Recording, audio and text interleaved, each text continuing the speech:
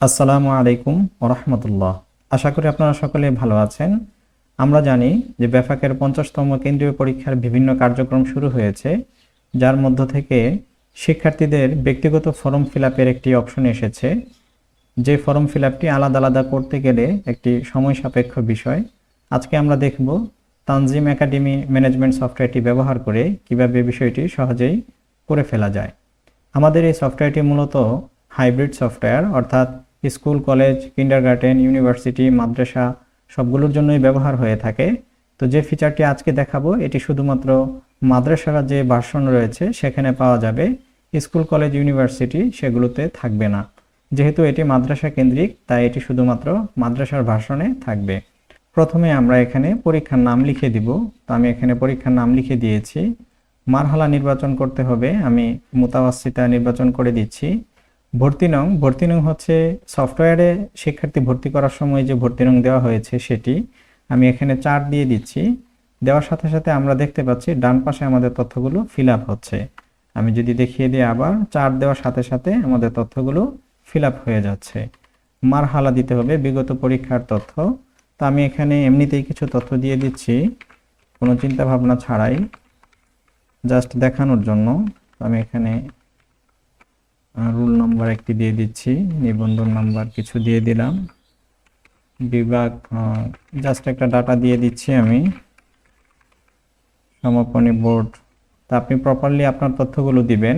এখানে পরীক্ষার্থীর ধরন নিয়মিত, অনিয়মিত, জিমনি, মনোনয়ন ও অন্যান্য রয়েছে। নিয়মিত এমনিতেই টিক চিহ্ন দেওয়া রয়েছে, আপনি যদি চেঞ্জ করতে চান তাহলে আমরা এখানে ক্লিক করতে পারি। তো নিয়মিতই থাকে সাধারণত, তবে অন্যান্য থাকলে আমরা সেটাও সিলেক্ট করে দিতে পারি। তো আমি নিয়মিত দিয়ে দিচ্ছি। তারপরে এই যে নিচে জন্ম সনদ, জাতীয় পরিচয়পত্র ডাটাটি ফিল আপ হয়ে আছে।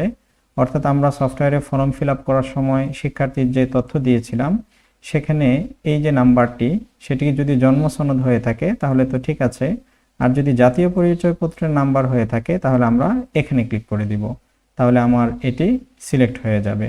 আর বাকি তথ্যগুলো সফটওয়্যার অটোমেটিকলি অলরেডি এখানে ফিল আপ করিয়ে ফেলেছে। তো এখন শুধুমাত্র ঐচ্ছিক কিতাব দিতে হবে। যেহেতু মুতাওয়াসিতা ছাত্র, আমি এখান থেকে মালা বুদ্দা মিনহু ছাত্র সিলেক্ট করতেছি, তাহলে আমার এটি সিলেক্ট হয়ে গিয়েছে। এখন আমি শুধুমাত্র প্রিন্ট করব।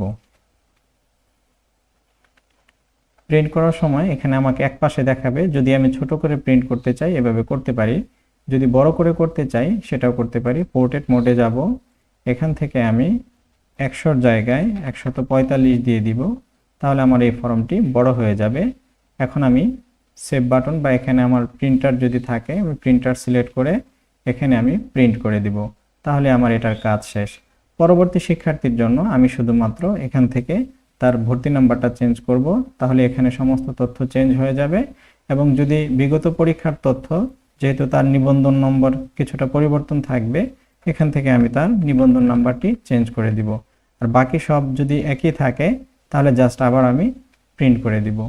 অর্থাৎ আমি প্রত্যেকবার শিক্ষার্থীর জন্য আর আলাদা আলাদা কিছু লিখব না, শুধুমাত্র এখানে ভর্তি নং চেঞ্জ করব এবং বিগত পরীক্ষার তথ্যে যদি কোনো চেঞ্জ থাকে সেটা চেঞ্জ করে প্রিন্ট করে দিব। এভাবে আমরা সকল শিক্ষার্থীর ব্যক্তিগত নিবন্ধন ফর্মটি খুব দ্রুত সময়ের মধ্যে কমপ্লিট করতে পারবো। আশা করি আমরা সকলেই বুঝতে পেরেছি। সকলে ভালো থাকবেন। আসসালামু আলাইকুম ওয়া রাহমাতুল্লাহ।